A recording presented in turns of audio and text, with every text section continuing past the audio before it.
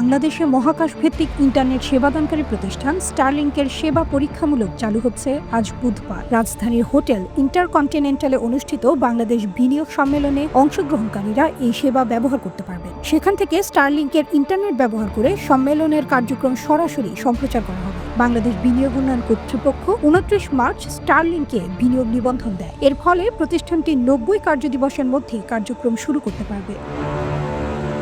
তবে বাণিজ্যিকভাবে ইন্টারনেট সেবা চালু করতে হলে বাংলাদেশ টেলিযোগাযোগ নিয়ন্ত্রণ কমিশনের কাছ থেকে NGSO লাইসেন্স নিতে হবে। ইতিমধ্যে লাইসেন্স সংক্রান্ত প্রক্রিয়ার অনুমোদন দেওয়া হয়েছে। ব্যুরোর নির্বাহী চেয়ারম্যান চৌধুরী আশিক মাহমুদ বলেন, আমরা তাদের 90 দিনের মধ্যে কার্যক্রম পরিচালনার অনুমতি দিয়েছি। স্টারলিংকের প্রযুক্তি ইতিবাচকভাবে যাচাই করা হয়েছে।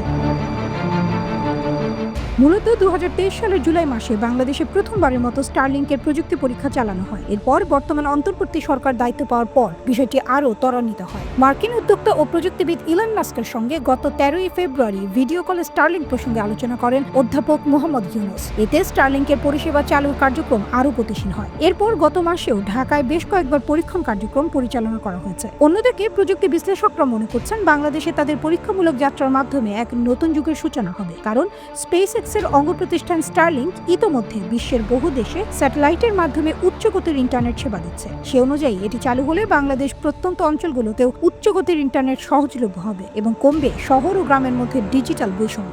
একই সঙ্গে দুর্যোগকালীন সময়ে জরুরি যোগাযোগ স্থাপনেও স্টারলিংকের কার্যকারিতা গুরুত্বপূর্ণ ভূমিকা রাখবে বলেও মনে করছেন তারা। প্রসঙ্গত, চলতি বছর দক্ষিণ এশিয়ায় প্রথমবারের মতো বাণিজ্যিকভাবে ভুটানে স্টারলিংকের সেবা চালু হয়েছে। এবার বাংলাদেশে শুরু হচ্ছে পরীক্ষামূলক সংযোগ।